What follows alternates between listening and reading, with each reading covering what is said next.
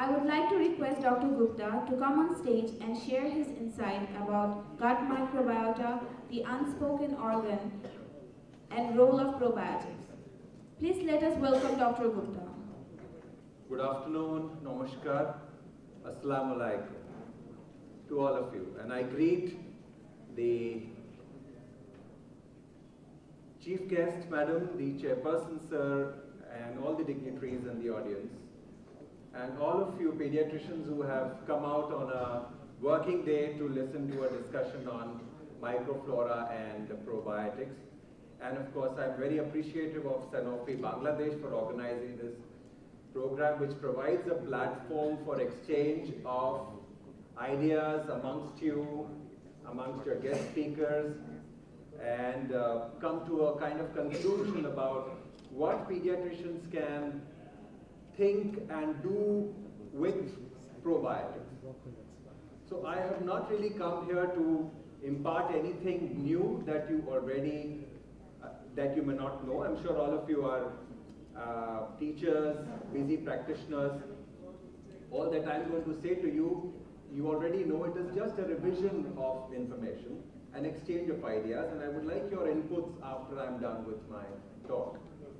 So I was at Chittagong last afternoon, and it was a great session. Some 134 doctors came and they all enjoyed the discussion.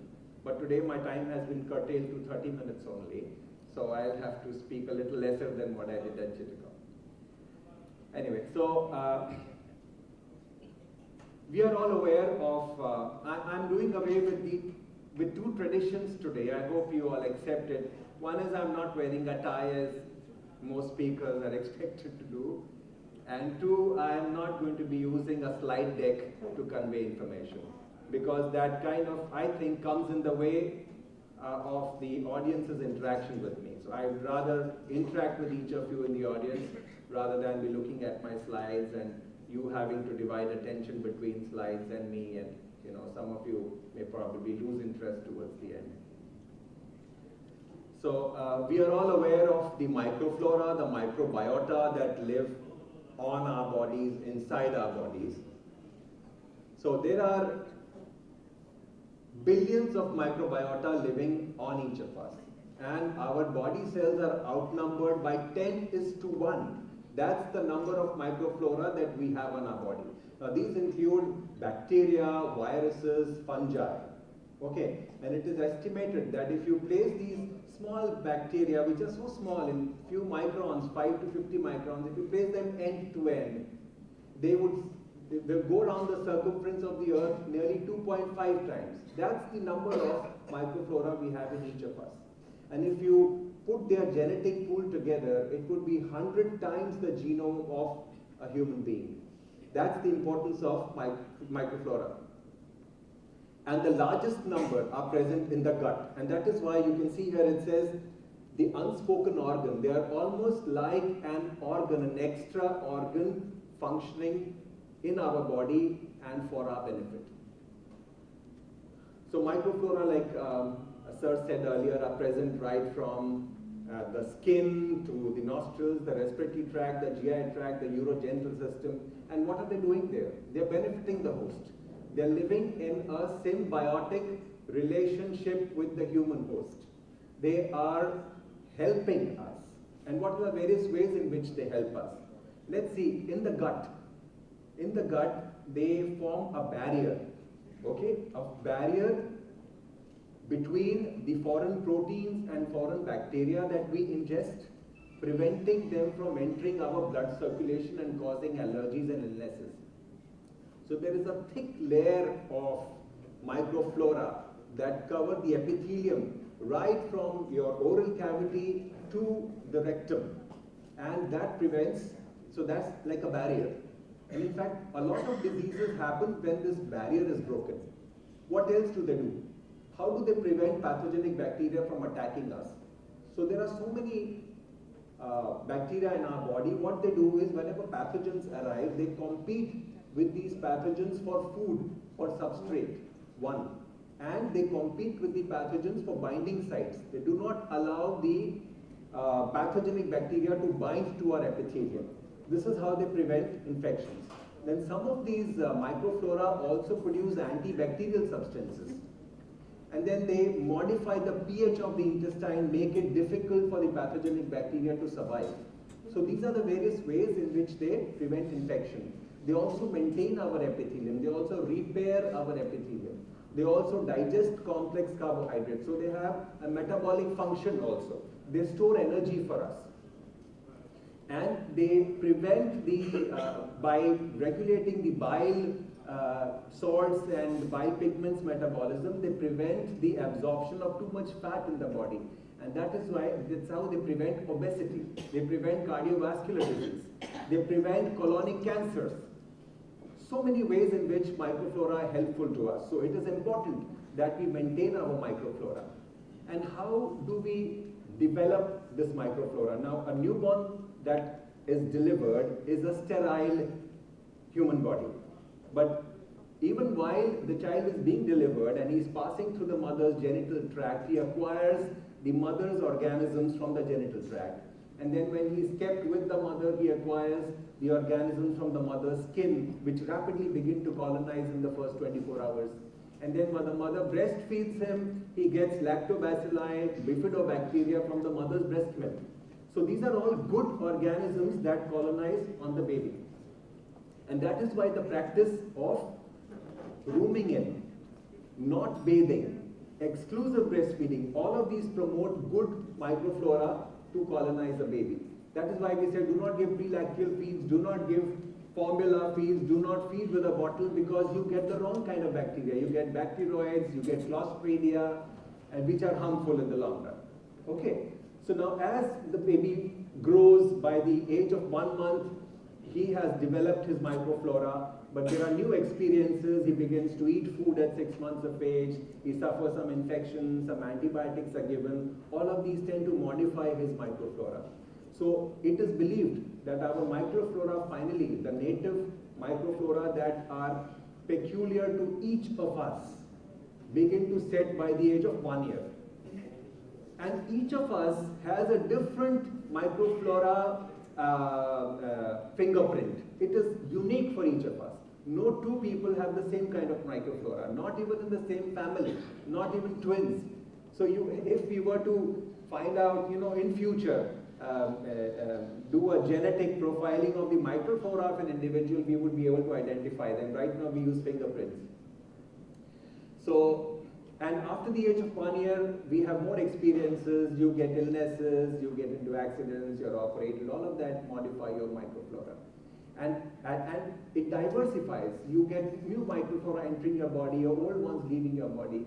And it varies with age also. It varies with individual genetic makeup. It varies with the sex of the individual, the diet we eat, the place we live in. So all of these modify our microflora.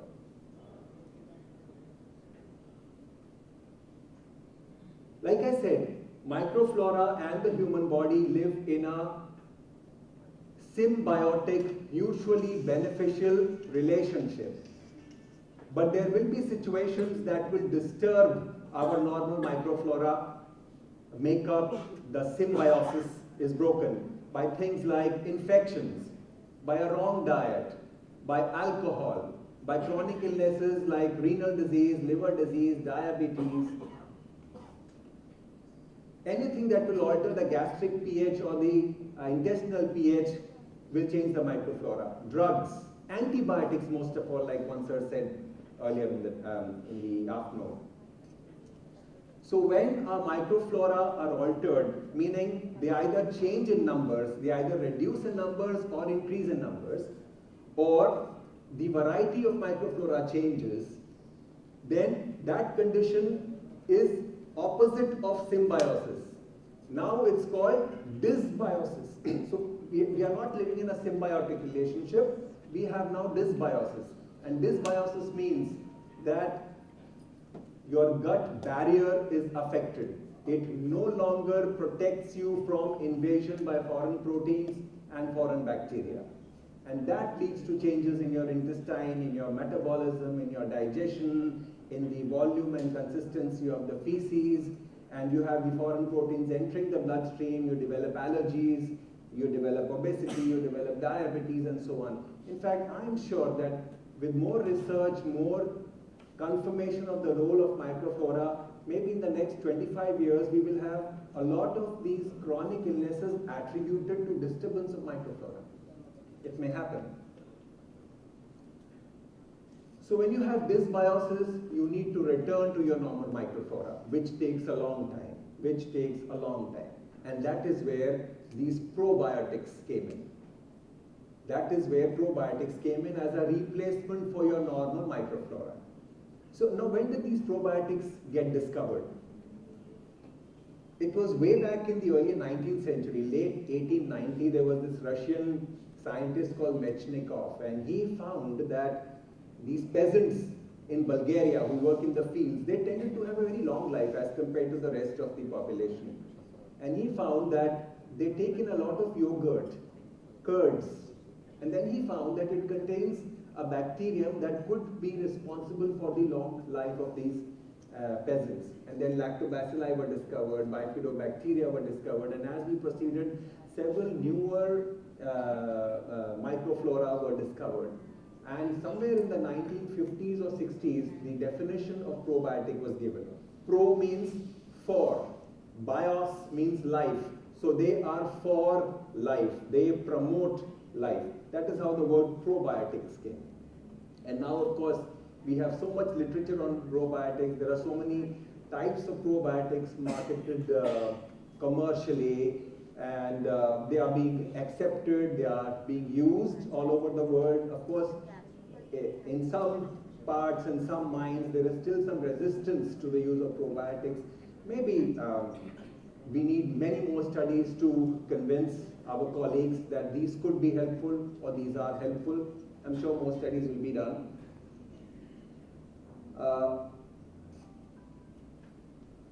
So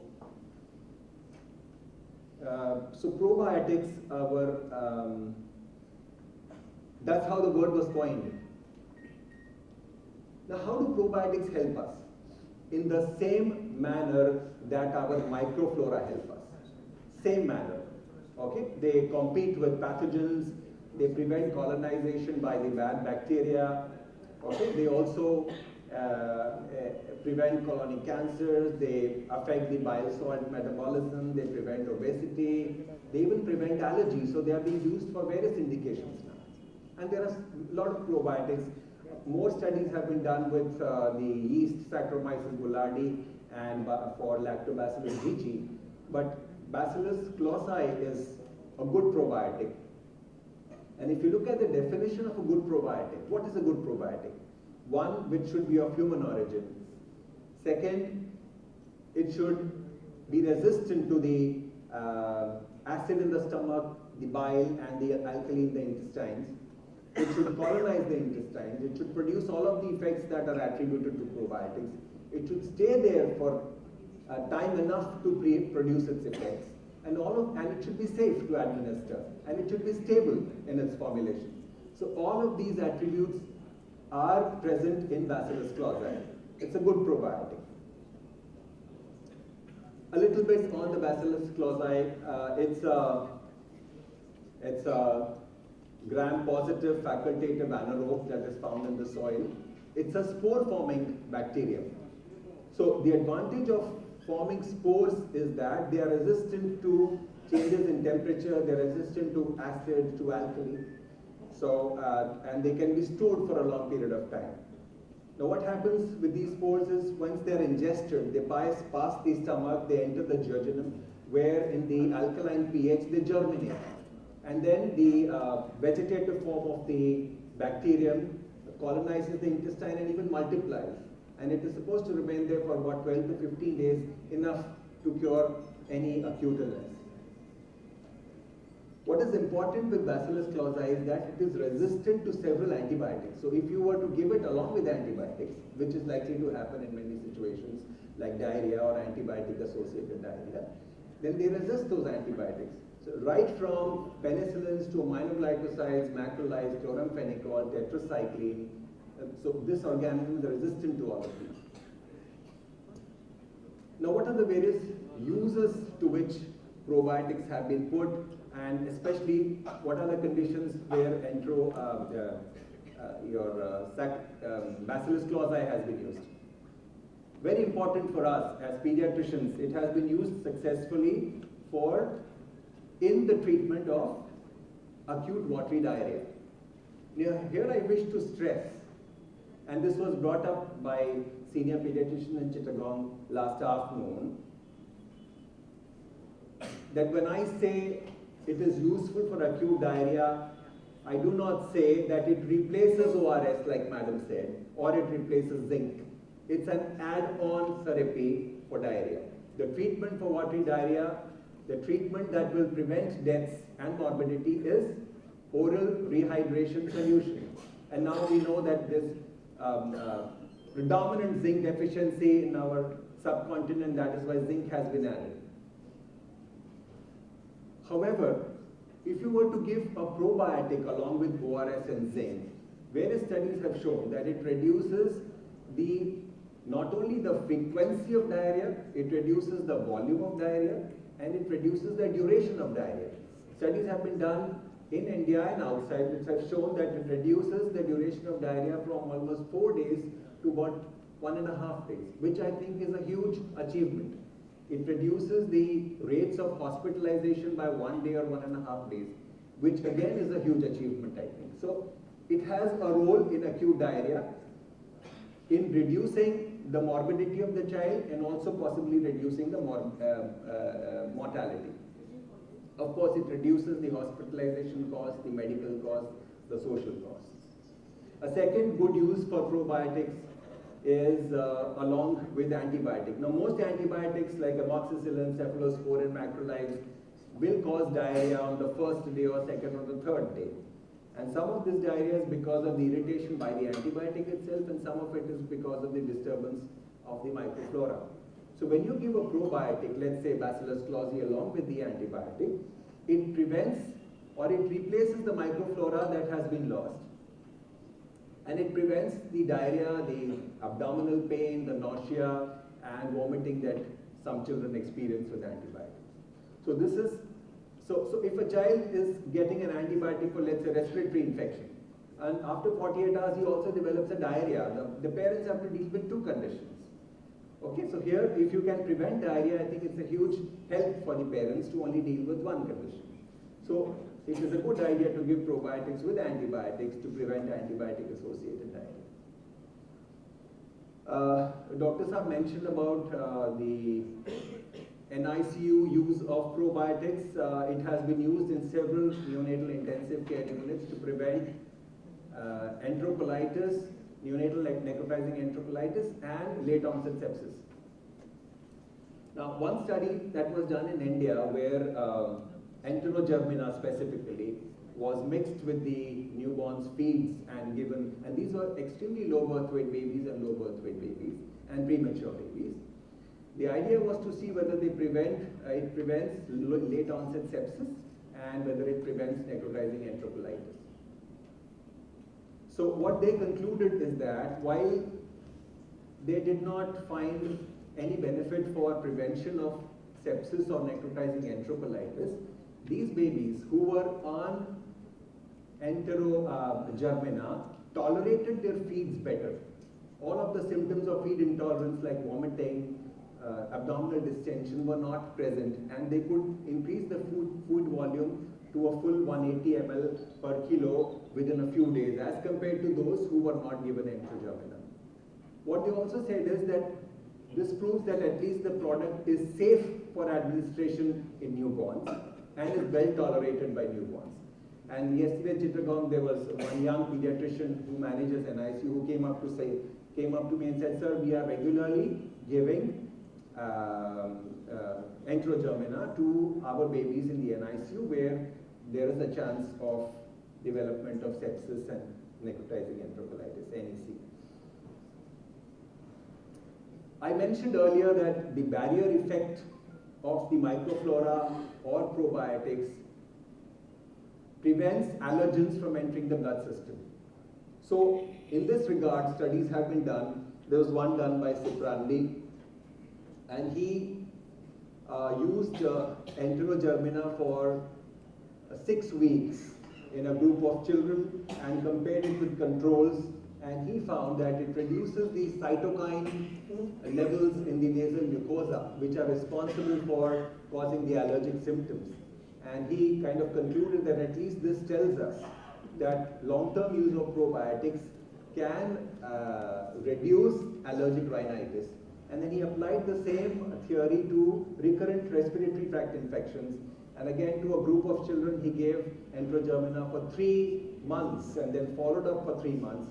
And he compared those with controls, and he concluded that those who were on the probiotic suffered much less severe and frequent respiratory infections as compared to those who were not given. And this effect lasted even in the 3 months follow-up period.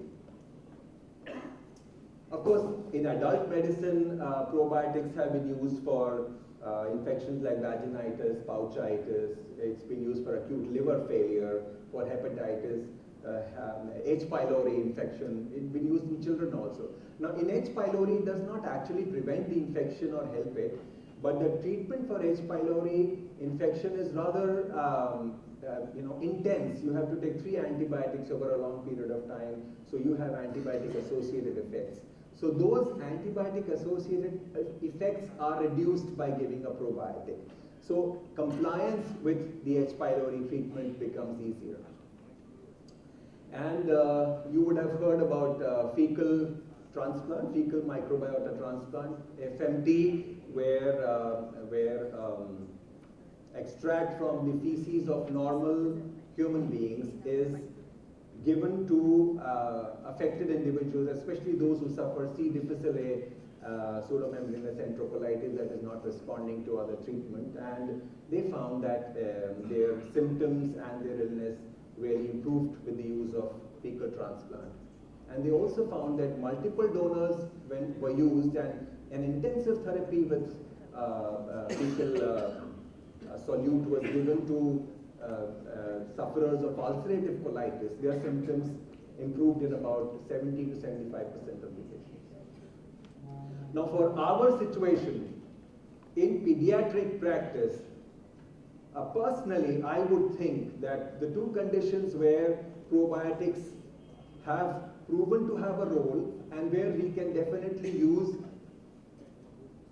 to the benefit of our children, at least in 70 to 80% of the cases, are acute watery diarrhea.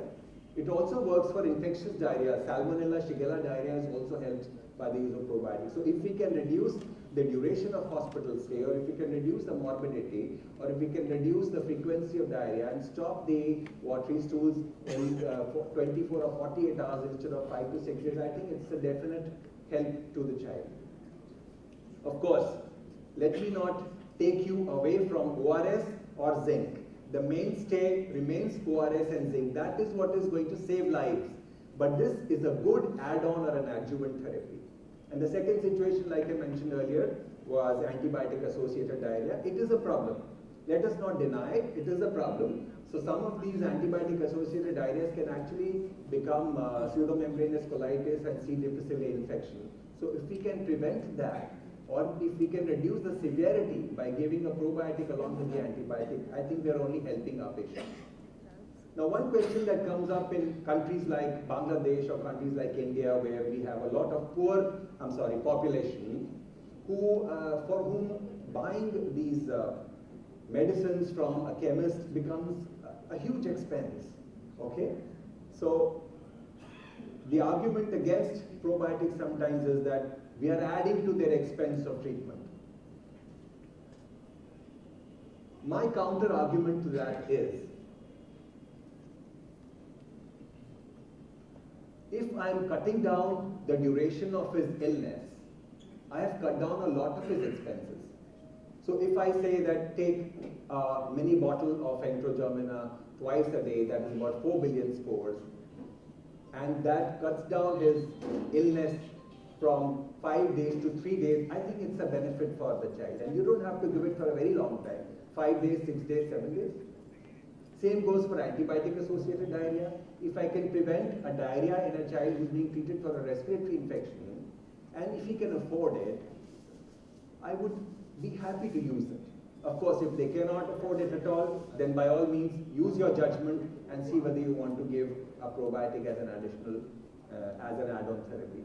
But the truth is, we give on so many add-on treatments which are unnecessary, such as multivitamins at every visit, not required. Okay, we write that. We sometimes patient says calcium ka bhi dawa likh do. I hope you understand Hindi. So you write that, and so those are add-ons which are not required. But probiotics for a short period of time, 5 to 7 days, is not such a bad practice. Of course.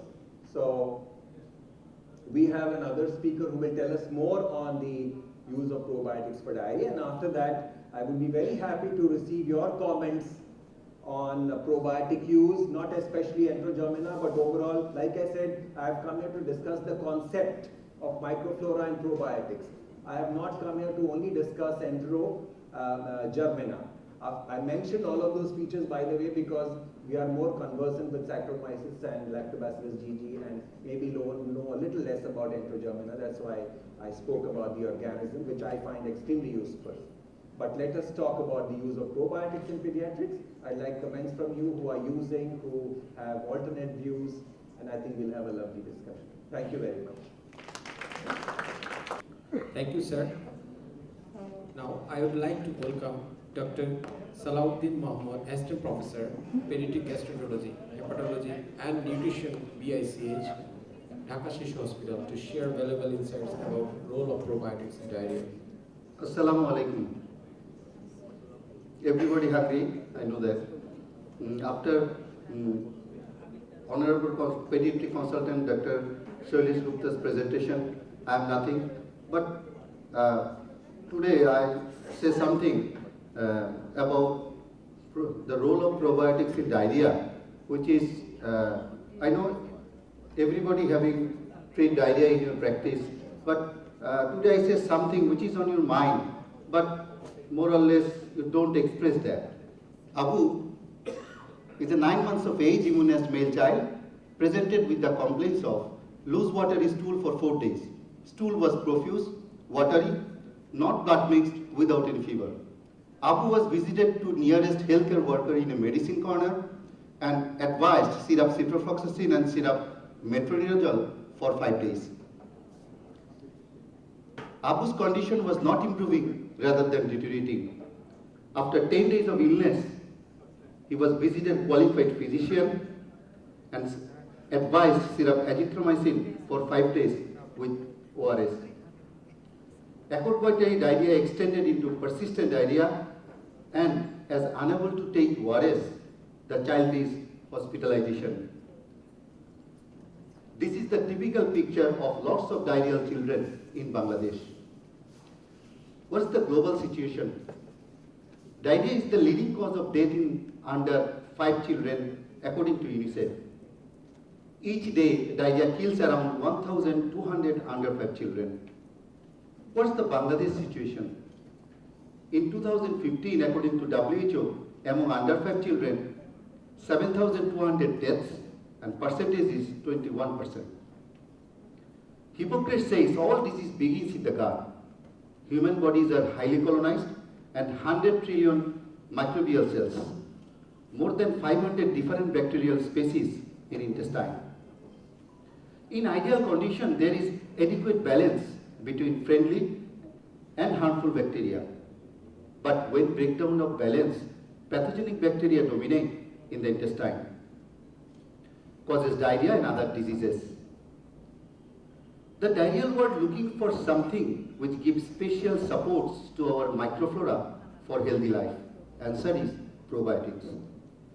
How probiotics reduces the incidence of diarrhea? Inhibit bacterial adhesion, stimulate pathogen displacement, production of antimicrobial factors like bacteriocins, lactic acids, induction of IgA, lymphocyte activation, cytokine production, and stimulate phagocytosis.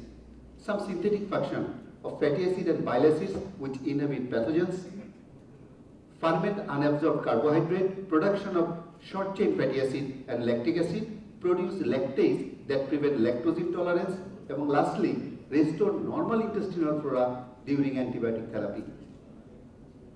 before prescribing probiotics should ensure it live, non-pathogenic and non-toxic, sufficient numbers, that is billions, survive in acidic and alkaline media of stomach and duodenum, survive in digestive enzyme systems of stomach and pancreas, be able to adhere, colonize and multiply in the intestinal mucosa, have favorable immunomodulation, and lastly, ability to influence metabolic activity.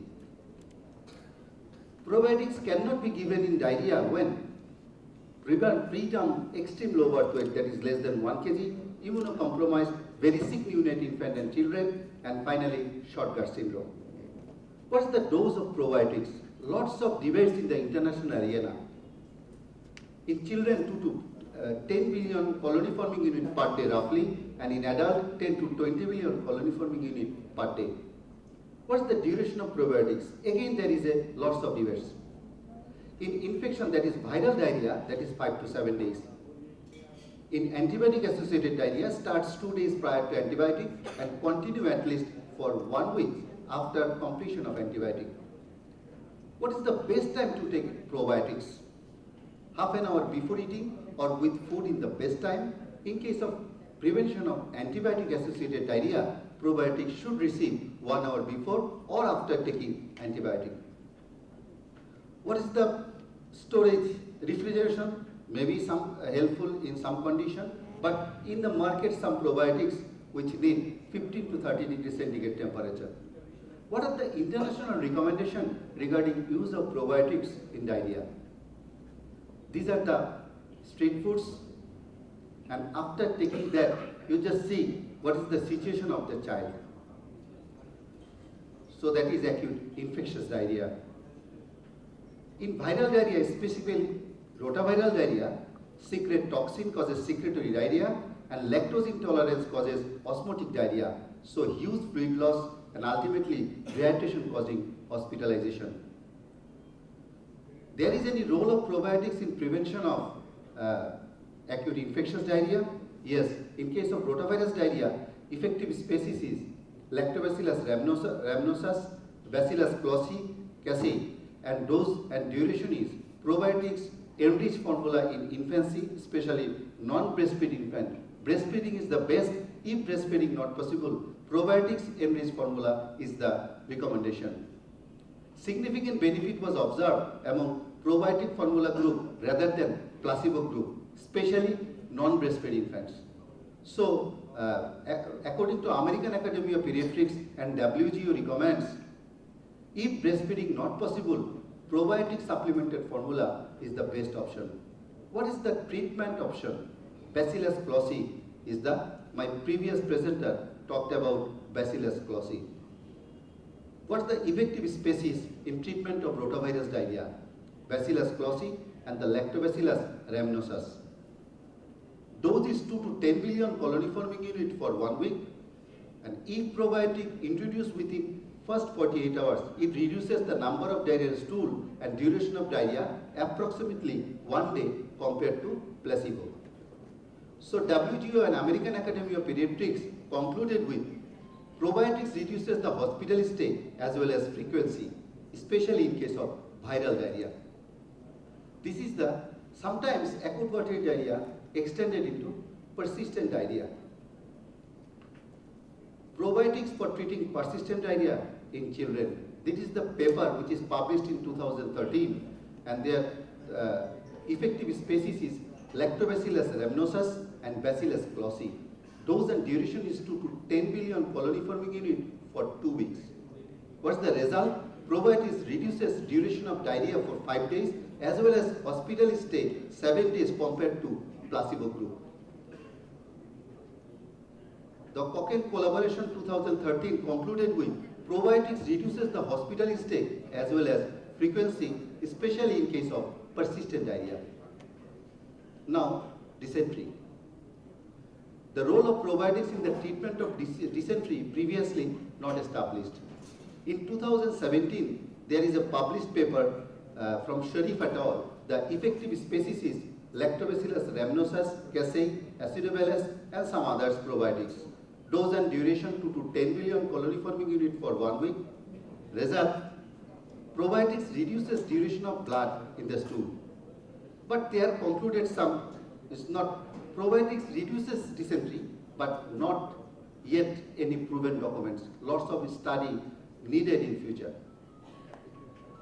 In our practice, we usually prescribe antibiotic in the diarrhea.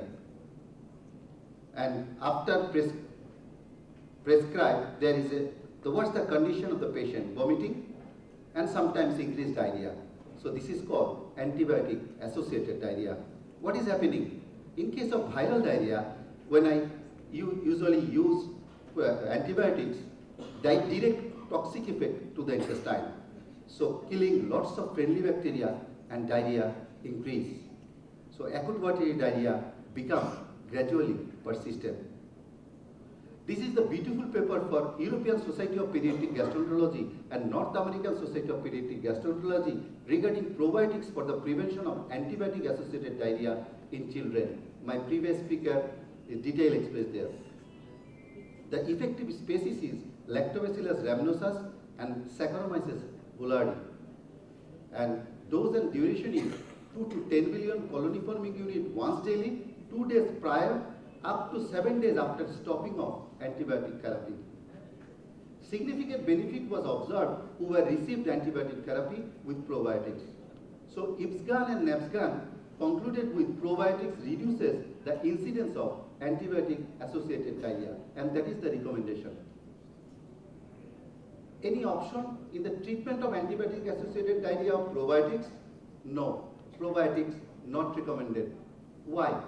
Lactobacillus rhamnosus, highly sensitive to antibiotics, particularly penicillin, thus unable to colonize in the gut and less active as a probiotics. In this case, I strongly recommend Bacillus closi as because with antibiotic there is no resistance there. In our hospital setting, after 2 to 3 days of admission, you see lots of patients are developing diarrhea like that. This is called hospital acquired diarrhea or nosocomial diarrhea. Probiotics for the prevention of nosocomial diarrhea in children. This is the beautiful paper from the Journal of Pediatric Gastroenterology, Hepatology and Nutrition. The effective species is Lactobacillus rhamnosus. Dose and duration is 1 to 10 million colony forming unit, 2 days prior up to 7 days, and the result with probiotics, nosocomial diarrhea less frequent than without probiotic group. So JPGN concluded with probiotics reduces the incidence of nosocomial diarrhea. Sometimes you travel from developing country to developed country, or your relatives from developed country to developing country, and there is some problem, some acute gastroenteritis, or there is some food poisonings are there, like that. But you know, after traveling, what's the situation? Like that. This is called traveler's diarrhea. Meta-analysis of probiotics for the prevention of traveler's diarrhea. Since 2007, probiotics may recommend Lactobacillus acidophilus, Bifidobacterium bifidus, and Saccharomyces boulardii have had some beneficial for travelers. But finally, 2017, a new recommendation, Guideline for the Prevention and Treatment of Traveler's Diarrhea, a graded expert panel report recommend that probiotics not recommended. Neither probiotics nor prebiotics are recommended for traveler's diarrhea. Sometimes children having abdominal pain and abdominal bloating, gas, and sometimes with bloody stool. Initially, you diagnose that case is an invasive diarrhea. But if this is a chronic case, like 2 years, 3 years, then you should think about inflammatory bowel disease. Due to chronic diarrhea along with blood, imbalance between harmful and friendly bacteria, increased number of pathogenic microflora, and ultimately abdominal pain, bloating and distensions are gasiness are there. What's the effective species? Lactobacillus rhamnosus and Streptococcus thermophilus. 1 to 10 million colony forming unit once daily for 6 weeks. Please share. Here is a prolonged duration is needed for probiotics. Improvement in abdominal pain and distension. They are concluded with benefit of probiotics in Crohn's disease is established, but ulcerative colitis remains unproven. Sometimes child having diarrhea, bloating, gas, constipation, when there is no growth retardation, but having some alteration of the bowel habit, diarrhea, vomiting, but when there is a cause is functional, then you should diagnose this is a case of irritable bowel syndrome. What is happening? Impaired intestinal microflora, malabsorption of bile acid instead of fluid and mucus secretion, ultimately abdominal pain, bloating, gas, and chronic diarrhea. What are the effective species? Lactobacillus rhamnosus, Bifidobacterium bifidum, and Saccharomyces boulardii. Dose and duration 1 to 10 billion colony forming unit once daily for 2 weeks. Improvement in abdominal pain, distension, bloating, gasiness, as well as bowel habit. So WGO, AAP, and ACG concluded with improvement quality of life with IBS. Sometimes of your child, your patient, regularly taking full cream milk powder and then morning and the evening time, and sometimes the digestion is not so well. That is sometimes called lactose intolerance. Effective species is Lactobacillus rhamnosus, 1 to 10 million colony forming unit once daily for 2 weeks. The result is improvement in abdominal pain and distension. American Academy of Pediatrics concluded with some benefit of probiotics in lactose intolerance, but remains unproven. Lots of study required in future. This is the gluten-rich diet. You know, some child having some problem with that gluten-rich diet. When that child received that abdominal distension, abdominal pain there, but when you introduce gluten-free diet like that, then you see the situation of that child. So that is called celiac disease. What is happening? Though probiotics can degrade or after alter gluten, half of the top selling probiotics in the market contain some gluten. Please, contain some gluten. So they are concluded with no evidence to support the use of probiotics in children with celiac disease. This is the beautiful study, Probiotics, a New Horizon for Treating Childhood Diarrhea in Bangladesh by Bari et al. That is probiotic prescriptions in Bangladesh. In the Manikganj, in the last year, there is 430 prescriptions as analyzed of diarrhea patient. Please you listen. Among 430 diarrheal prescription, 26.4% having probiotic product. 35% of the probiotics prescribed by our pediatrician. 33% prescription having antibiotic with probiotic. Bacillus and lactobacillus were the commonest prescription. 63.7% oral solid form and 36.3% oral liquid form of probiotics prescribed there.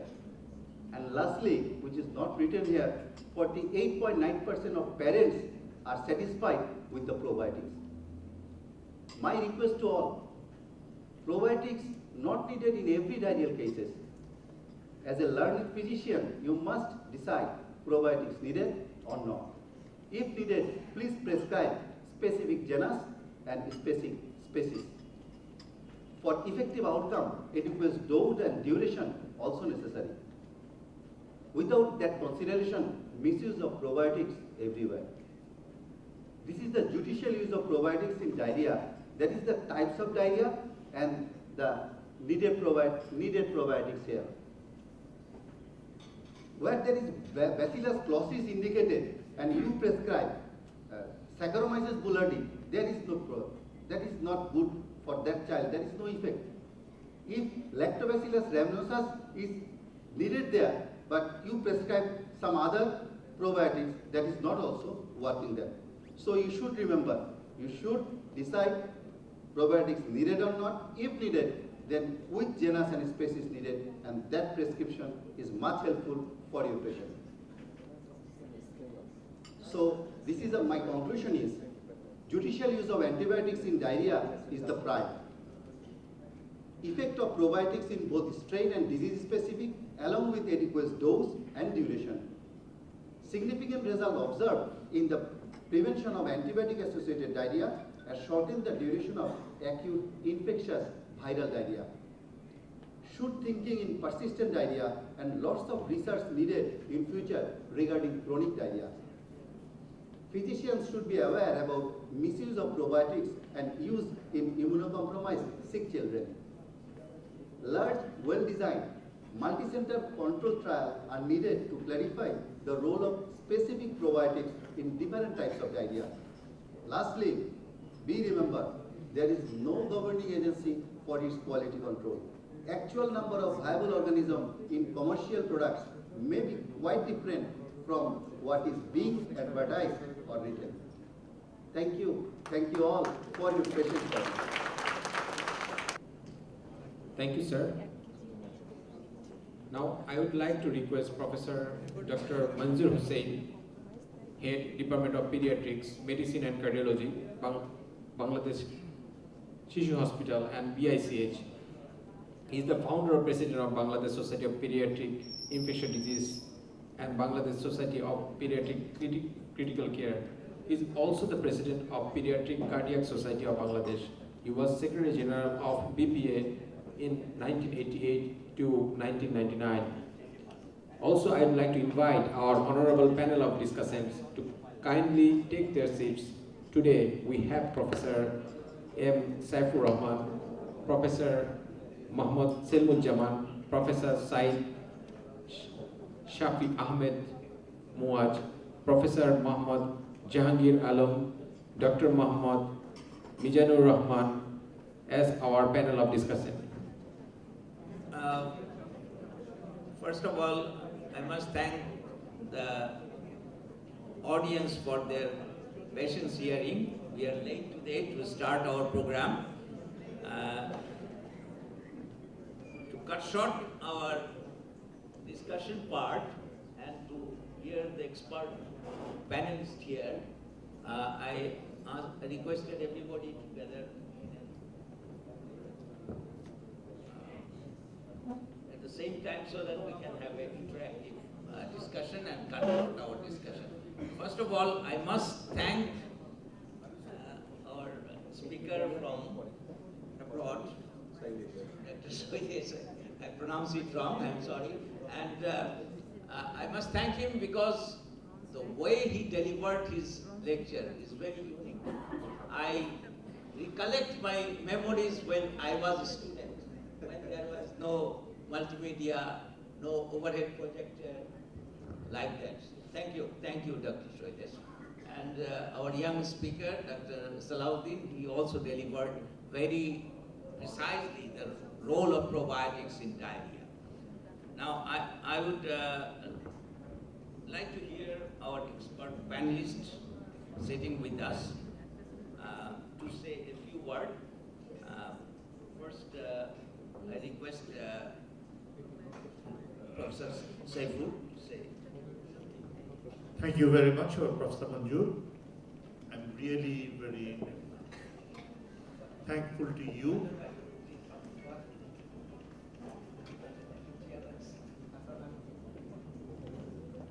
It was a very nice session, as I should say. We had two brilliant speakers, and their presentation was, covered almost everything on the subject. Here, I received almost a thesis from from Sanofi on Enterogermina.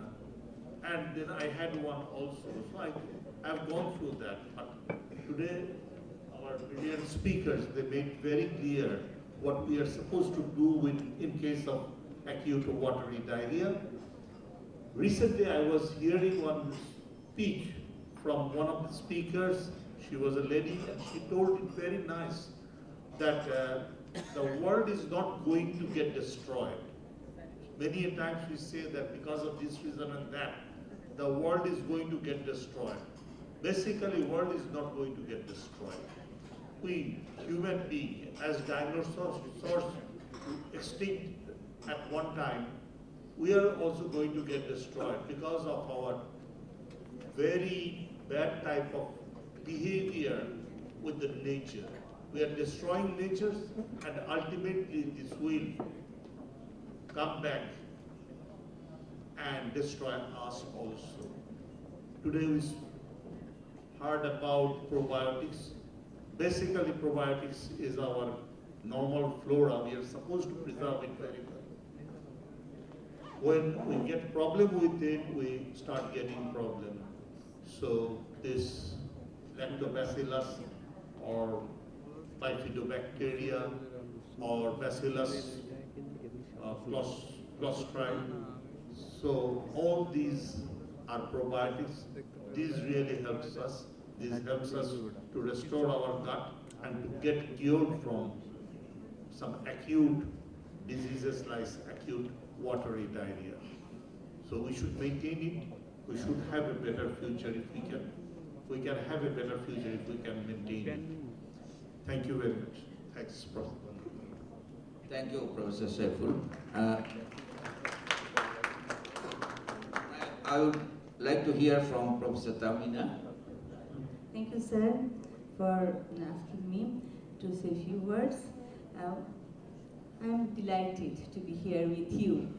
Thank you very much. Thanks, Sanofi Bangladesh, for selecting me to be a panelist here to say a few words. I would like to express my deep gratitude to them and Professor Manjur sir also. And we actually listened to two speakers, one from Shailesh Gupta and another Salahuddin Mahmood. I'm really thankful to Dr. Shailesh that he nicely elaborated that the role of probiotic in our body, particularly in diarrhea, and also he has emphasized the exclusive breastfeeding for newborn babies in this gathering. I'm really grateful to him, and I'm not going in details, and Dr. Salahuddin, he explained the role of probiotic in diarrhea. And as a pediatrician, I have been writing probiotics Enterogermina for long years, for the last few years, and I should say it does work. It does work, yes. And actually the probiotics, we all know the use of probiotics, and we all, as a pediatrician, we all prescribe probiotics in diarrheal diseases. It is true, but at the same time, probiotic has many roles, and as I worked in the Department of Pediatrics in Bardem for a long time, and we have been using the probiotics in our NICU, neonatal ICU, to prevent the necrotizing enterocolitis. We all know it, and just for sake of learning, I went through the literature and on probiotics, and it is surprising to me that I found that the probiotic also is very much useful in reducing the allergic condition, particularly eczema, and in infants and children. And in adult and other children, it reduces the heart disease. You know, it reduces the low density lipoproteins and cholesterol, and it has been used for many mental diseases, and particularly in autism in pediatric practice, and other mental diseases like anxiety, depressions, and it is surprising to me by knowing this. And one thing I would like to share with you, that if obviously in a family with a history of allergy, if a expecting mother used to take probiotics in pregnancy, and it reduces the risk of developing allergic disease and eczema in 83% of cases. In 83% reduction, risk of risk is reduced by if the expecting mother is taking probiotic during pregnancy. I didn't know it actually. So we should consider this not only for diarrhea treatment and the other allergic condition, and already Dr. Shailesh has mentioned that it reduces the prevalence and risk of occurrence of respiratory tract infection also. And with these few words, I should conclude. Thank you very much for your patient hearing. Thank you, Professor Tamina. Now, I would like to request Professor Salimun-Jaman to share his views. Thank you, sir. Indeed, a very good seminar organized by Son of Adventists as well as BSPID. I'd like to thank President of the BSPID, our great teacher, Professor Munjur Hussain, for organizing this seminar. We have learned a lot from Mr. Shailesh as well as from Salahuddin Mahmood. In our daily practice, we usually get so many patients with diarrhea. So usually with diarrhea, we use antibiotic in our private practice. Though in rotavirus, we theoretically say that we should not go for any antibiotic. We use azithromycin, erythromycin, sometimes ciprofloxacin. Along with this antibiotic, we also use zinc as well as probiotic. So we have learned that probiotic and antibiotic should not be given simultaneously. And from Dr. Salahuddin, he stated that it can be sometimes given, but it should not be given simultaneously, 1 hour after or 1 hour before antibiotic. So we should have more studies in our setup. Many studies should be done for actual benefit. In my private practice, I sometimes use this probiotic and we get the result, good result. I don't know whether it is self-limiting or it is due to probiotics. So we should go for a study whether and how far it is working. We have learned that it also works in preventing obesity. So it is very important and we should learn more, and I would like to thank the organizer as well as the guest lecturer who has come across India and have given lots of information. Thank you very much.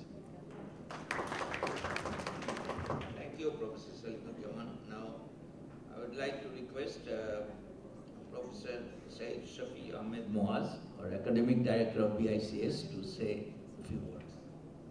Thank you, sir. First of all, I thanks to speakers for their nice presentation. We know the probiotics are live microorganism.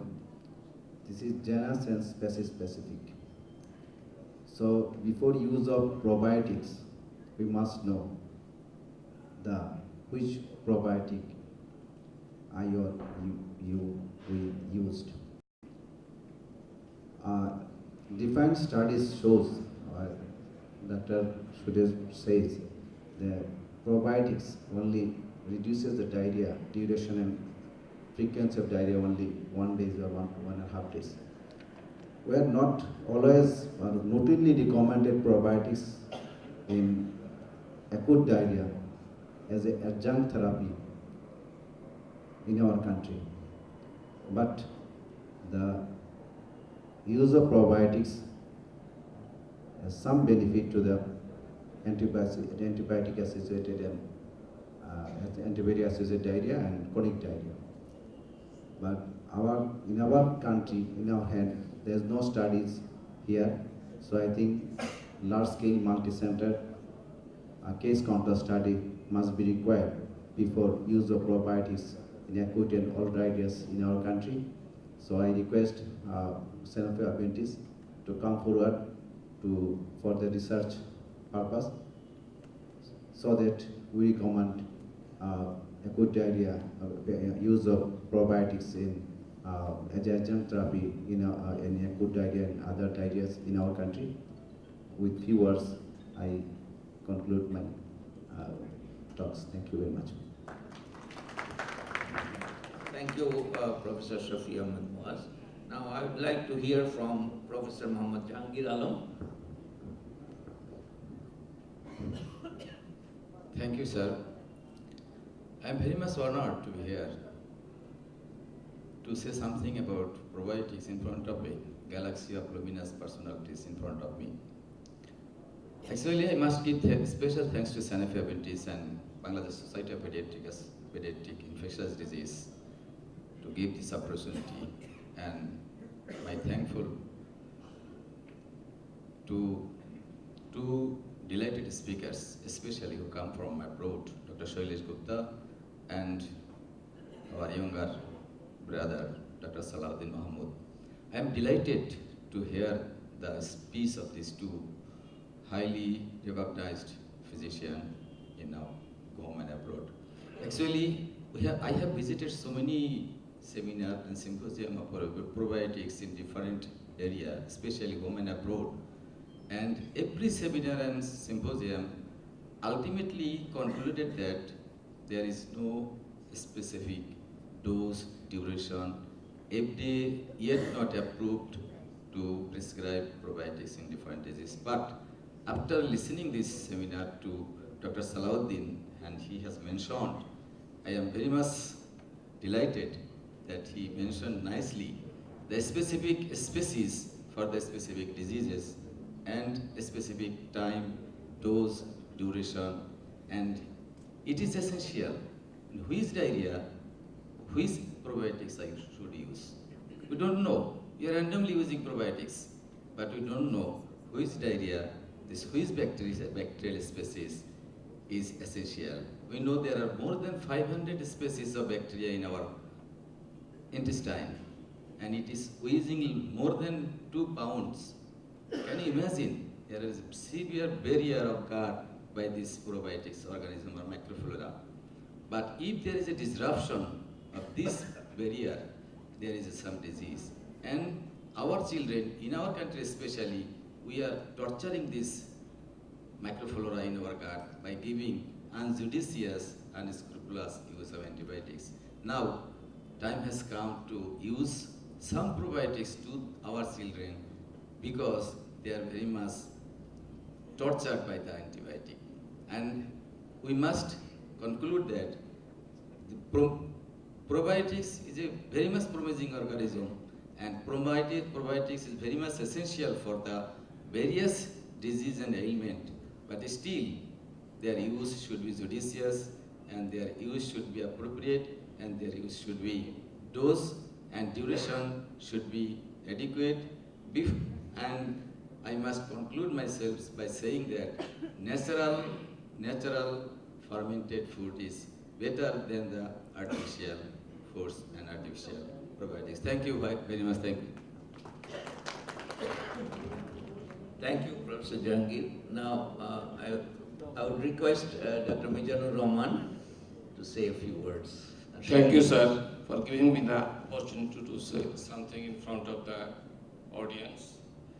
First of all, I would like to gratitude to the Sanofi Pasteur and Aventis and the Bangladesh Society for Pediatric Infectious Disease President Professor Munjur Hussain sir. This is a timely honored topics. I think it is the most debatable topics nowadays in the physicians arena. The role of probiotics in different types of diarrhea have already discussed and nicely described by Dr. Shailesh Gupta from India and our younger colleague, Dr. Salahuddin Mahmood. They have deliberately elaborated everything about the use of probiotics. There is nothing to say new about the probiotics, but the role of probiotics, the invention of probiotics, it started from the early 20th century when a scientist from the Pasteur Institute in Paris, Professor McIntosh, found that the dwellers of Bulgaria live longer in spite of poor sanitation, poor economic condition, and harsh environment, but they live longer. And he found that they took yogurt, sour milk. But this is the natural probiotics. And consuming that yogurt, they live longer. So, the probiotics have many roles, not only in diarrhea. The studies are going on all over the world about the use of probiotics in skin infections like eczema, atopic dermatitis, and the mental illnesses already told by Professor Tahmina, that is in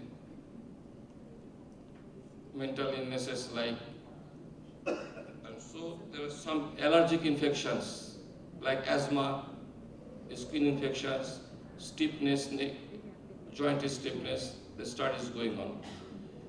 But the main role in our country, as told by our younger colleague, Dr. Salahuddin Mahmood, the antibiotic associated diarrhea, the probiotics, if you prescribe probiotics, it will reduce the frequency and duration of stay. But one thing he told, that the dose should be specific and the duration and species. Species is very much important for every specific disease. And one thing, that is the good probiotics, there's some criteria of some good probiotics. That probiotics should be in live form up to the intestine. Up to the intestine. And I think these topics will help us to serve the population, pediatric population in Bangladesh. Thank you very much. Thank you, sir. Now I conclude my speech. Thank you, Dr. Nizam, and I must express my thanks to the expert panelists. I would now request Professor Azad Chaudhary to say a few words. Thank you very much. I already told that is we should be judicious about using antibiotics and also probiotics. So probiotics cannot be used in a immunocompromised child. We should know that. And probiotics should be used specifically. I think we should do some more studies ourselves so that we can be more convinced. We did one study in our unit in preventing some neonatal sepsis. That was a small study by one of students, but that was a positive result. But that I cannot generalize it.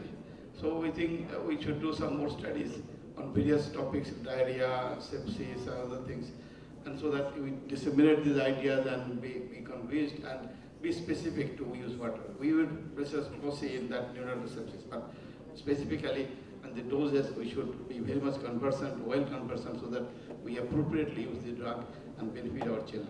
So thanks all of you, Sanofi and Professor Manjur and his team of PSPID on behalf of PPA for this nice seminar and enriching our knowledge. Thank you very much. Thank you, Professor Azad Chaudhary. Now I would like to request the distinguished audience and participants here to share with us any burning questions or any experience you want to share with us. I would request a volunteer to hand over mic to a specific participant.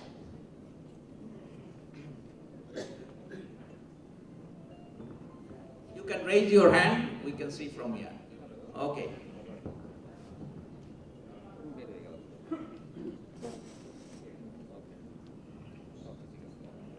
You can share your experience or ask any specific question to the speaker or panelist. Thank you, sir. First, I want to share my experience in private practice. You have told the role of probiotic in diarrhea and different diseases. In my private practice, I have also found some role of probiotics in case of constipation and in case of infantile colic. And I have some question first to the first speaker, Shailesh. I want to know there are several probiotics are available in our market. I want to know the benefit of multi-drug multi-strain versus single-strain probiotic. What is your comment about the multi-drug is good or multi-strain is good or single-strain is good? And my another question to the first speaker. You can stop here. If the same speaker, then you can ask 2 questions. Otherwise, same question to the same speaker. My another question is, why are we using same dose for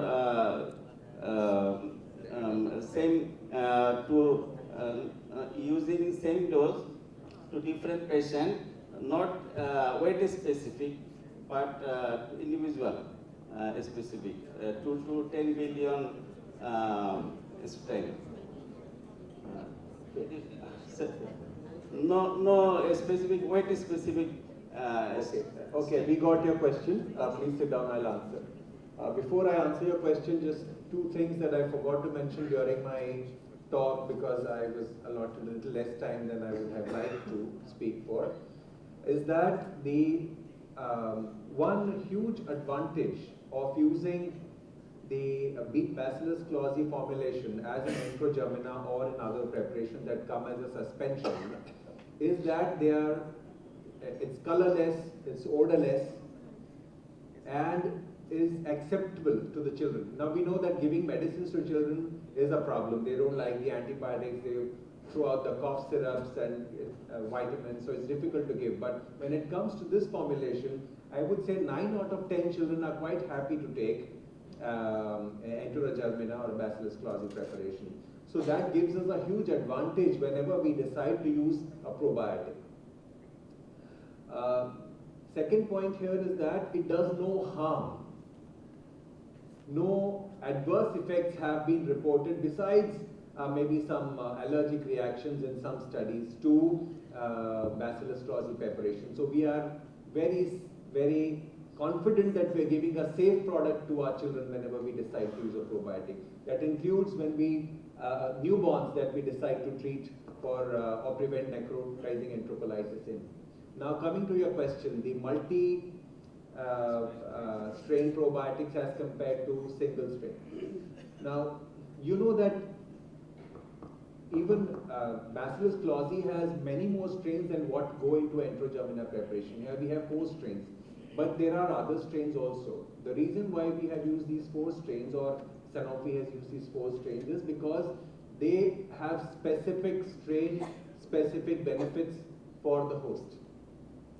So even if you put a lot of probiotics together in one formulation, 5 or 6 or 4 or 3, unless they have strain-specific benefits for the human being, human host, they may not be so useful. Now the theory behind using multiple probiotics is that our body has billions of different probiotics that are situated in different parts of the gut and exert different actions, metabolic, protective, whatever. So when you use a cocktail of probiotics, it may work better than a single strain. We are okay with that assumption, we are okay with that theory, and that is why we have several multi-strain probiotic preparations available. In India alone, we have about 100 such preparations. But if you have a single probiotic such as Bacillus clausii, which can produce all of your beneficial effects outlined by Dr. Salahuddin and by me, then it is a good idea to use a single probiotic. You reduce the cost, you reduce the risk of translocation, okay? You're okay with how to use that one probiotic. You only need to have knowledge about that one probiotic and not about the 4 that you use in a formulation. But I would say it's okay to use a multi-preparation also. It's okay to use a single probiotic preparation also.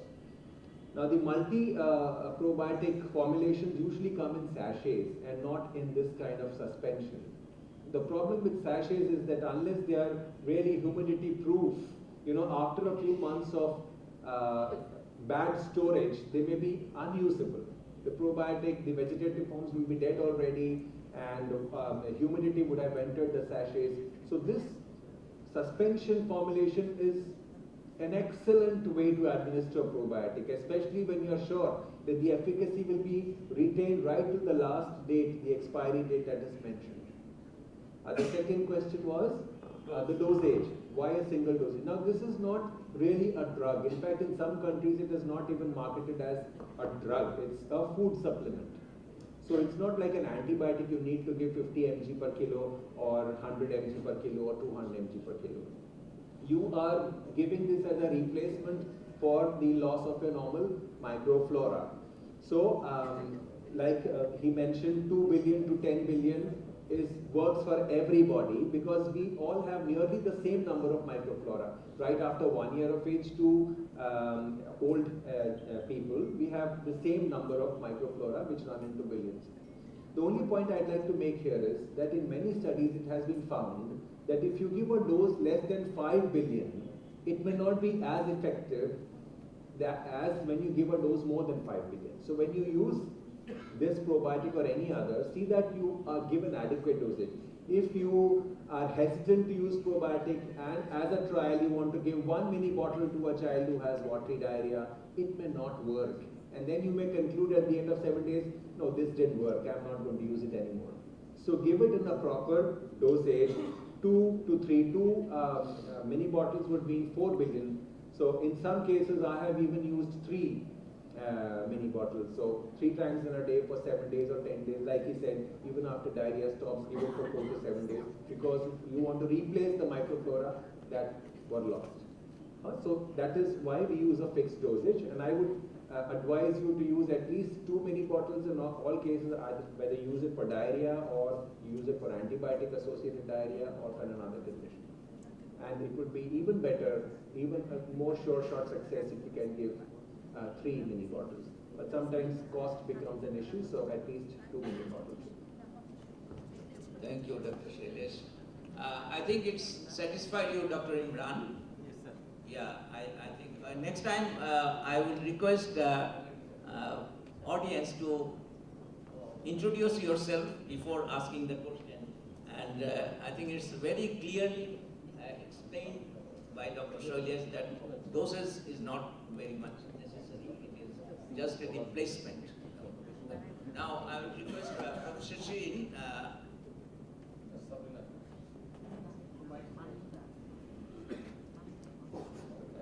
Introduce yourself. I'm Professor Mahmooda Hassan from Adlin Women's Medical College. I have a question to Professor Shailesh Gupta. As you have told that you are using, we are also using the probiotics in a child with respiratory tract infection. But what we have seen that some babies, those who have repeated respiratory tract infection, and we did immunological profile, and some babies are either primary immunodeficiency, either in the form of humoral or cellular immunodeficiency. So in that case, what is it saying for those babies with immunodeficiency, the probiotics? One question. Another one, the baby who are delivering normally, they will get the flora, normal flora commences from perineal region of the mother.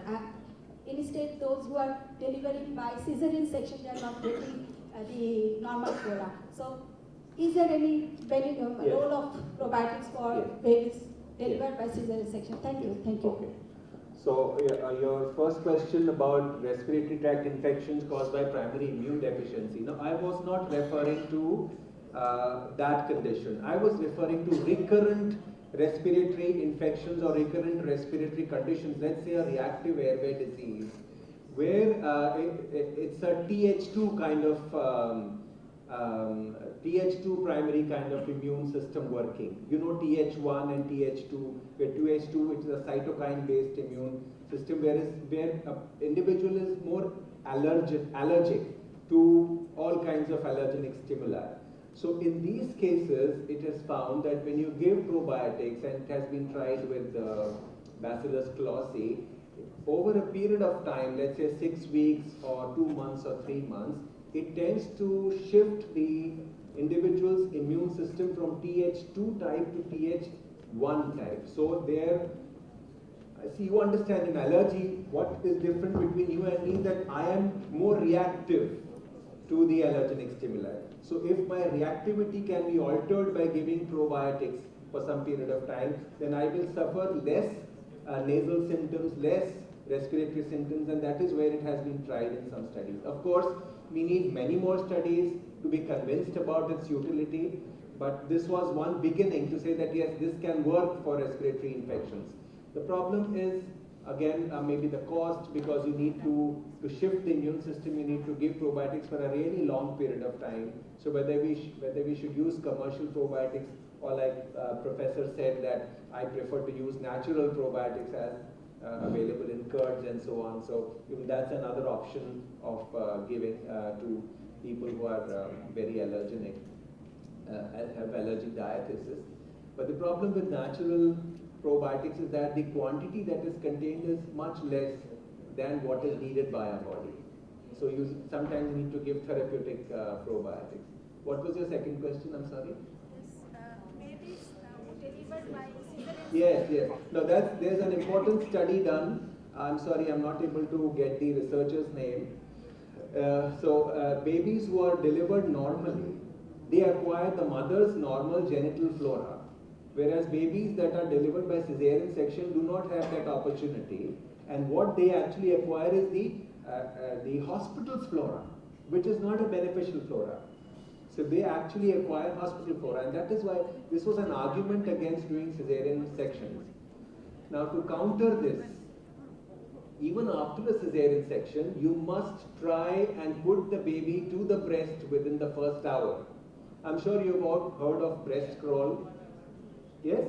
Where the baby is in the labor room itself, put on the mother's abdomen and allowed to breastfeed, so that the bifidobacteria and the lactobacilli that are in the colostrum pass on to the baby and good colonization begins. So even with the cesarean section, try and feed the baby as early as possible, at least within the first 2 hours or 4 hours when the pain settles. And second is keep the baby with the mother and not away, so that in a skin-to-skin contact, even if the mother has had cesarean, is in pain, she can keep the baby by her side. Do not bathe the baby so that her flora can be transmitted. So whether probiotics are advised in cesarean delivered babies, I don't think there are studies to mention that. But these are the two measures you can do to ensure that they get normal flora. Assalamu alaikum. I am Dr. Shamsura, Senior Consultant Neonatology. I want to share our experience regarding probiotic in preterm baby. We found that using preterm baby probiotic, it helped in curtail the duration of antibiotic and sepsis plus necrotizing enterocolitis. So the thing is that we are using powder probiotic, but now the question of liquid probiotic, what will be the dose? And you said that resistance is going to occur, that how the resistance and how much probiotic plus duration causes resistance. Thank you very much. I can answer again, Dr. Salahuddin can answer that. There was the study that was done in India, they gave 2 ml of the Enterogermina. Now, their 5 ml contains 2 billion spores, so they gave 2 ml out of that 5 ml to these premature babies per kilo body weight 3 times in a day for 6 weeks, or even for the entire duration of the NICU stay. So you need to give that much amount to prevent late onset sepsis or necrotizing enterocolitis. But like I said earlier, a lot of studies have shown that it may not be so very effective in preventing NEC because there are so many other factors. It is not just disturbance of microflora. It is birth asphyxia, it's prematurity, reduced blood supply to the intestines, destruction of the epithelial cells, no feeding, so there is no trophic effect. All of these combined together lead to necrotizing enterocolitis. But at least some amount of support in this, in the form of strengthening the gut immune system, in providing flora, can be achieved by giving probiotics. And as I said also, that these premature babies return to, they achieve normal feed tolerance earlier than those that are not given probiotics. Resistance, I didn't understand your comment on development of resistance. duration, whether the duration of probiotic causes Yes. resistance? Yeah, so you start giving the probiotic as early as possible because you have to mix it with the feed that you're giving through the tube or orally. So as early as possible, whenever the baby is able to, he recovers from his birth asphyxia and is able to take. And for the entire period of the hospital NICU stay, that is what is advised. Just a minute, Professor Singh. Yes. Would you like to add something? Yes. Thank you, sir, for your nice question. Actually, the previous question, Dr. Imran also said that multiple strain, single strain, which one is not in your intestine, which is needed. How you will confirm? You confirm. So, what's the answer? Answer is a crude method. It's a go to the colonoscopy through the intestine. There is a biopsy there, and after biopsy, there is a what's the intestinal biopsy findings are there, which microflora less, which microflora more. But that is a crude method that is not usually practiced throughout the world. Now, question is, that probiotics is harm to you or not? Actually, I already said that there is a lots of consensus, lots of debate in the international arena. Some honorable discussants say that lots of seminars is going there, but no tight schedule, dose and duration. That is not antibiotic. That is probiotic. That is support to you. Especially according to WGO, World Gastroenterology Organization, and American Academy of Pediatrics, there is no rigid rules and regulations about dose of probiotics. As because, especially in case of chronic cases like inflammatory bowel disease, Crohn's disease, ulcerative colitis, irritable bowel syndrome, there is not single time, 2 weeks or 4 weeks time. There is every month, there is lots of schedules set there, 2 weeks, then wait for 1 month, and another 2 weeks, all judgment by the physician. But there is no paper, so far I know, during probiotics, after give probiotics, long time, there is a resistance there. So far I know there is no research paper in the arena. So dose and duration is not fixed, as because 2 to 10 billion, according to age, you advise your patients, say 2 billion to 10 billion, this is long range in the pediatric population. In the adult population, that is more than 10 billion colony forming unit. Thank you.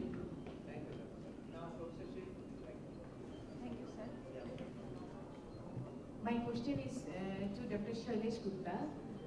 Does probiotic has any beneficial role in long-standing colitis in some immunocompromised patient like CKD, nephrotic syndrome, those who are getting treatment in a critical care setup? And second question is there any role of probiotics in IgA nephropathy or Lennox-Gastaut and part 2? No, so pediatric nephrology, that's why she asked this question. I think I will pass on the first question to he's better equipped to answer that. About your two other questions, I do not think there are any studies yet to say that probiotics could help in the conditions you mentioned. See, the logic of using probiotic in chronic immune-mediated illnesses is what I already told you, that given over a long period of time, see, gut is very important for our immunity. Okay, the gut, a lot of secretory IgA is produced there. We have a large lymphoid system in the submucosal system, which helps us systemically as well as locally. And the microflora are concentrated in the gut in the largest amount, 80% of our microflora. And probiotics also work there. So when you connect two and two together, it is when you give probiotics over a long period of time, they can boost your immune system. So they can help you fight with these chronic illnesses where your immune system is depressed. So that is the logic behind using, but I do not think there are any studies specifically for the conditions that you mentioned, Lennox-Gastaut, and so on. Maybe you can tell us better. Okay. Now let him answer that one, please. Ulcerative colitis, she said. Ma'am, what's the question, please? There is a 3 guideline in the international area.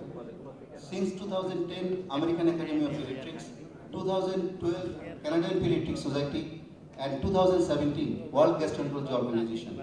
These 3 established guidelines in the international arena, and there is no study and there is no indications there in nephrotic syndrome there is any role of probiotics in that clinical condition, or IgA nephropathy or some others. Thank you. This is the last question. I will not take any further question. Identify yourself. Okay, thank you very much, sir, for giving this opportunity to ask me some question. Let me introduce myself. I'm Mohammad Shafiqur Rahman from Dhaka National Medical College, Pediatric Department Associate Professor. So my first question is that there are some papers that they have mentioned that breast milk containing probiotics, from where that probiotics bacteria is coming. And number 2, how can we get naturally the first dose, second dose, and third dose probiotics rather than Enterogermina?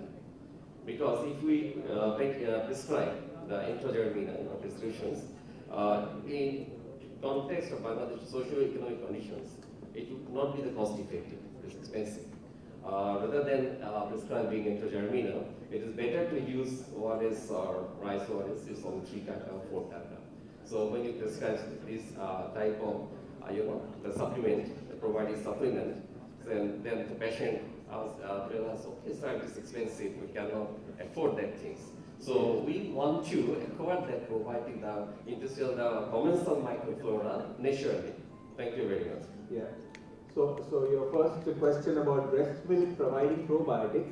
Breast milk does not provide probiotics. It provides normal microflora. Probiotic is a medical preparation or a food supplement which is artificially given. Okay, they are cultured organisms which are given to your body to replace normal microflora. So breastfeeding is very important, and like Madam earlier said, exclusive breastfeeding and continue for 6 months. Only start complementary feeding at 6 months of age. The idea behind all of these measures is that the child should get the immune factors that are present in breast milk, including IgA, including other immunoglobulins and microflora. So the microflora that you get from the Lactobacilli bifidobacteria, once they line your intestine, instead of Clostridia and bacteroids, they help you fight future infections. Okay. So it is a good idea to breastfeed. Now your second question is very, very pertinent, and I mentioned this earlier in countries like Bangladesh, India, Pakistan, Burma, where we have a large impoverished population, patients who may not have enough food to eat, who have unhygienic water supply, unhygienic food, and fall prey to conditions like acute watery diarrhea, rotavirus diarrhea, may not be able to afford a probiotic. You are absolutely correct about it. And like you said earlier, and I have reiterated earlier on this stage, that the treatment for acute watery diarrhea is not a probiotic, but it is oral rehydration solution. And whenever possible and available, zinc to be added. It is ORS. And if ORS is not available, plain water that is going to save lives. So your insistence to the parents of an ill child is to give water, jol, pani, and ORS if available, and zinc if available. Probiotic, when added to ORS and zinc, can reduce the duration of diarrhea. It can reduce the severity of diarrhea. It can reduce the volume of diarrhea. So whenever it's possible for a parent to buy, please prescribe if you think it is all right. If you do not prescribe, nothing wrong with it. You are still going to treat your gastroenteritis. The patient will still get well. But he will suffer less if you give a probiotic along with it. And about natural probiotics, yes, don't we recommend curds, lassi, chas, all of these things to be given, curd rice, whenever there is diarrhea. The reason is this, that you are providing them probiotics in a natural form.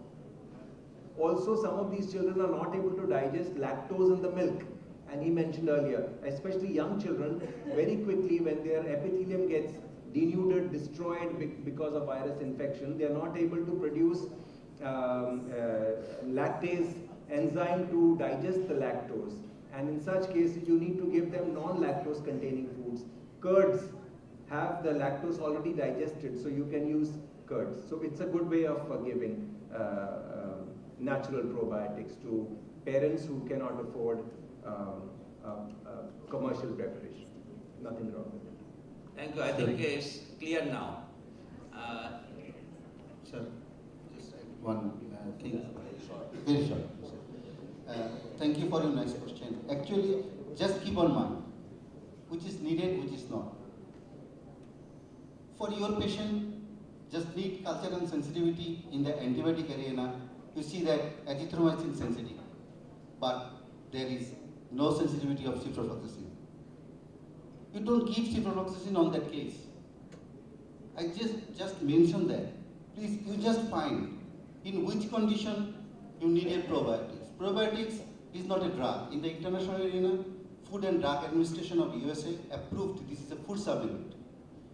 Your thinking is right. After 6 months, there's a card or some, Dr. Shailesh already mentioned. Why not?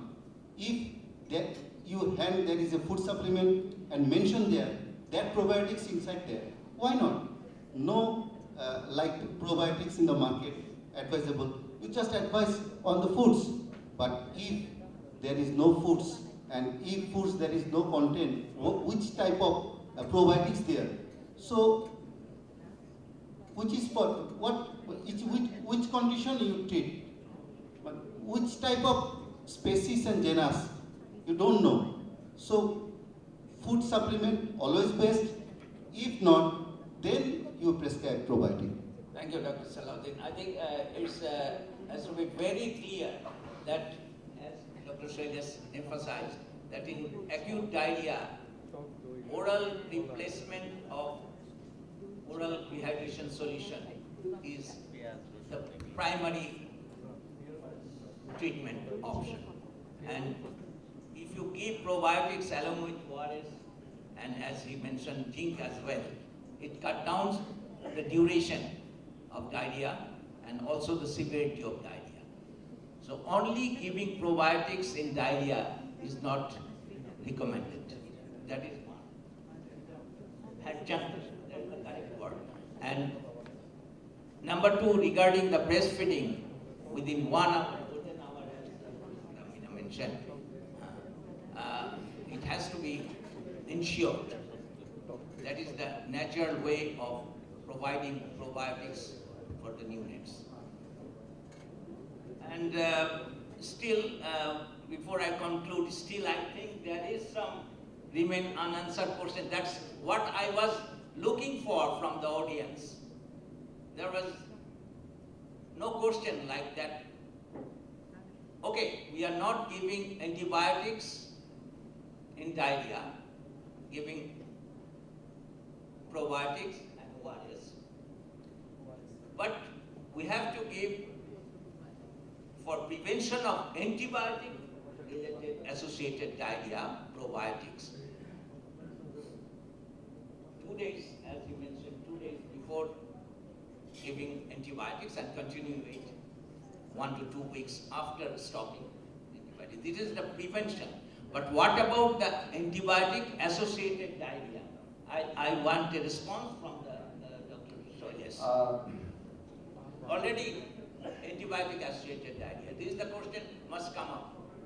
So, like Dr. Salahuddin also mentioned and I mentioned that if you give a probiotic along with the antibiotic or even start earlier than the antibiotic, which may not be always possible because you are in a hurry to give the antibiotic, you want the infection to be controlled, but at least give along with the antibiotic, you can either prevent antibiotic associated diarrhea or at least reduce the severity of antibiotic associated diarrhea.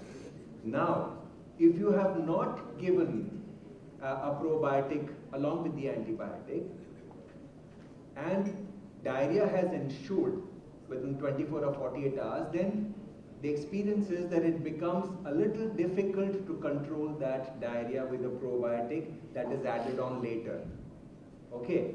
Now when my patients come to me, let's say a sore throat or an otitis or a pneumonia or an infected rhinitis, sinusitis, if I want to give amoxicillin for 5 to 7 days, I also prescribe a probiotic, my favorite being Enterogermina. And I explain to them, ये आपको in Hindi, do you understand? ये आपको इसलिए दिया है कि बच्चे को एंटीबायोटिक से जुलाब होने का चांस है, नहीं होना चाहिए या कम हो, इसीलिए दिया जाता है. Now a lot of parents understand this and will give both the formulations together, but some parents say कि ये जरूरी नहीं है, तो मैं अगर इसको जुलाब हुआ तभी दूंगा. So what happens is, even when they give the, say 48 hours later or 72 hours later, it has no effect on the antibiotic associated diarrhea. And if it gets too severe, you have to stop that antibiotic for a few days. So it is a good idea to start along with the antibiotic. Thank you. So prevention is better than cure, as it is very difficult once there is onset of antibiotic-associated diarrhea.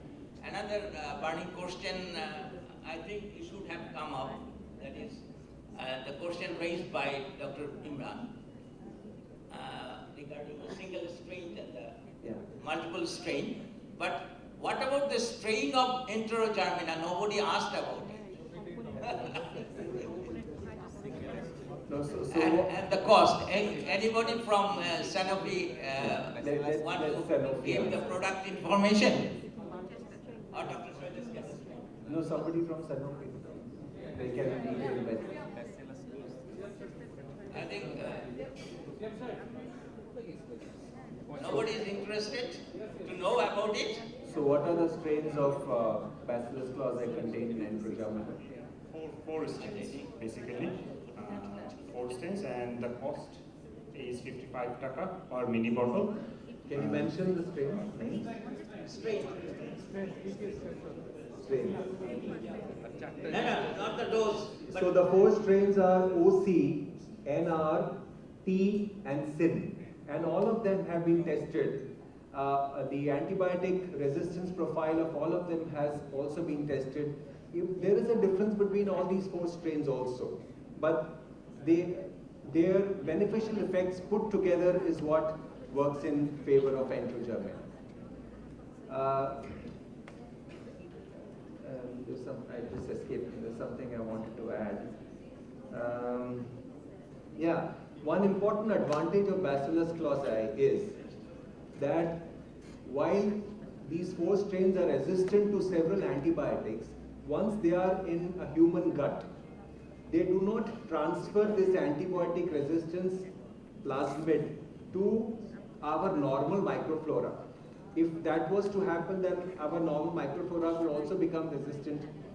Even the pathogenic bacteria would become resistant to the antibiotic. So there is no transfer of this antibiotic resistance that happens from Enterogermina, Bacillus clausi to flora and pathogens. So this is a huge advantage. So these are the 4 strains. There are other 3 or 4 strains of Bacillus clausi also available, which are not part of Enterogermina. These are being tested and tried. Okay, thank you very much. We are hungry now. Here, I must express my gratitude and thanks to PSPAD and Sanofi for organizing this wonderful scientific session. I must thank the wonderful audience. Before we end the program, we have a small token of appreciation from Sanofi Bangladesh Limited. I would request the members of Sanofi Bangladesh Limited to come and hand it over to our guests. It is our honor that we have been privileged to gather here with the most respected healthcare professionals to share their valuable insights. We would like to sincerely thank all our distinguished guests for their attendance and making this scientific session a great success.